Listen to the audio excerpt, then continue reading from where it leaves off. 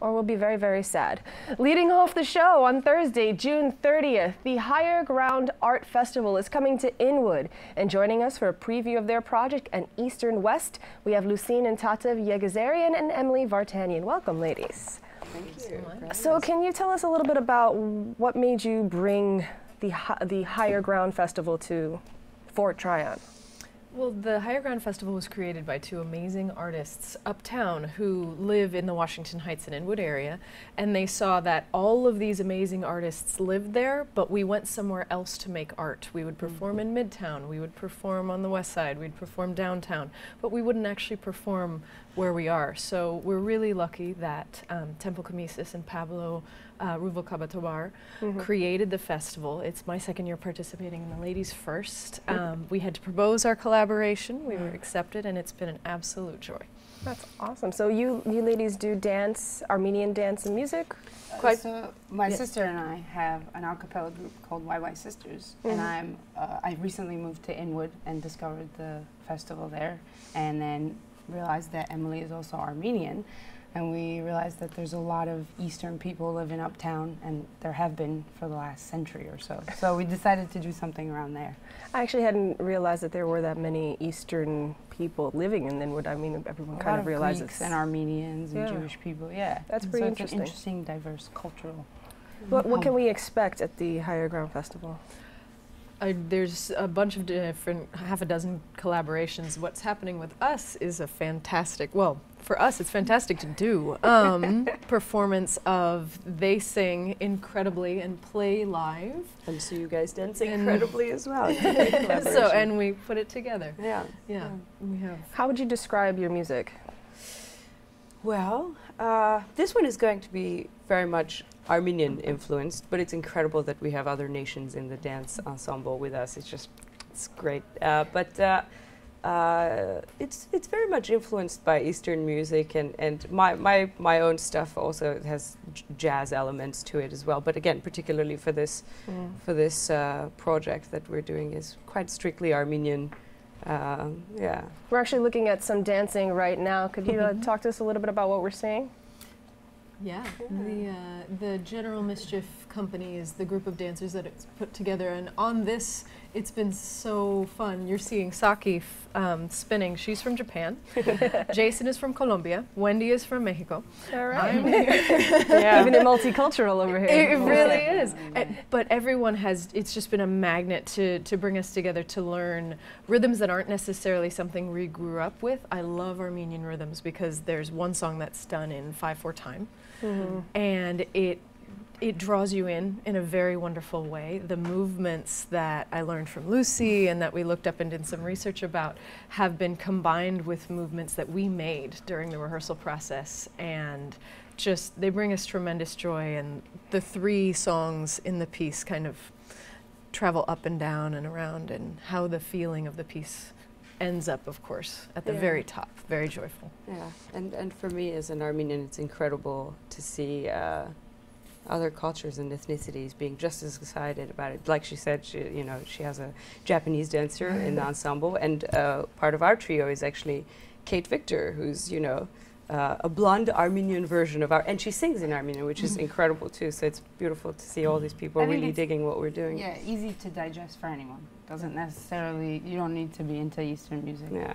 So. I like that, easy to digest. It is. It Language definitely for is. everyone. It just gets you in and you start tapping your foot. You know, it's about bringing people together.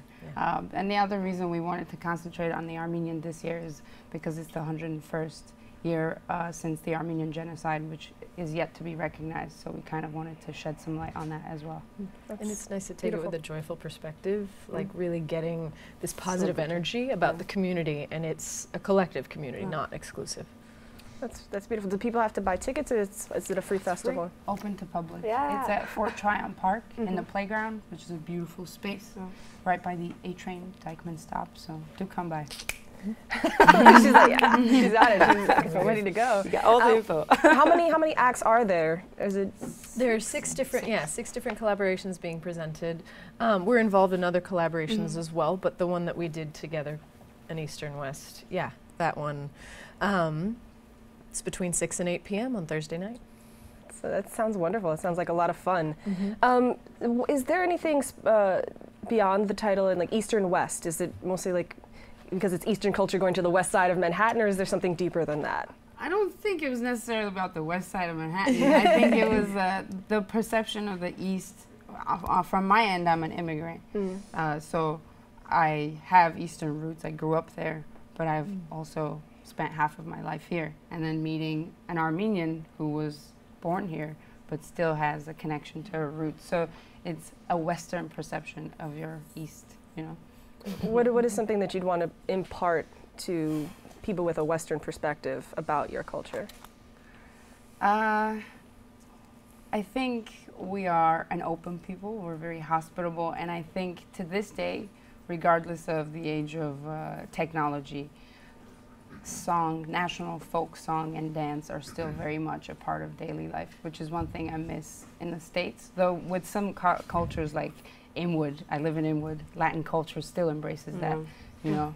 But I think most of America kind of strays away from that. So I would like to bring that back into the daily culture of America, dancing and singing, having that commonality in the community. You want to expound on that? Just connection. That's my word. Connectability, openness, hospitality of sorts, which is all entailed in our cultural forms, part of which is the element of certainly music and dance and art in general.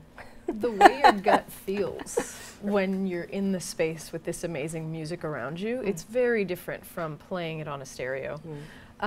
It's a completely different feeling, and it brings people from anywhere together, even if you don't understand the words. It's not the most important thing.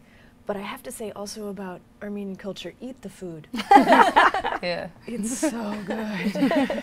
Where can we go to get some Armenian food in Inwood?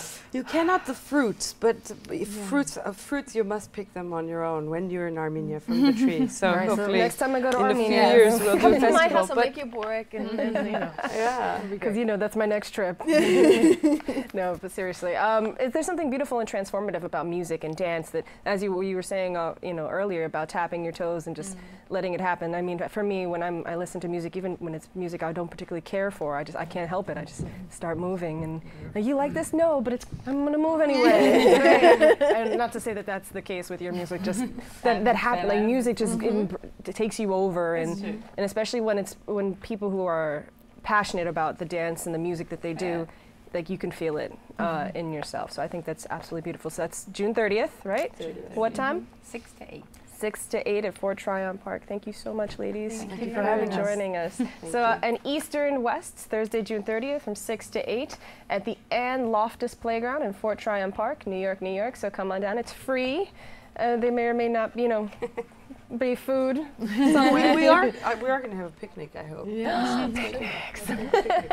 We have to take a quick break. Coming up, we'll learn what one church is doing to empower our youth. But first, the Brio Awards ceremony was held at the Bronx Museum, highlighting all things art in our borough. Arlene Makoko has the story.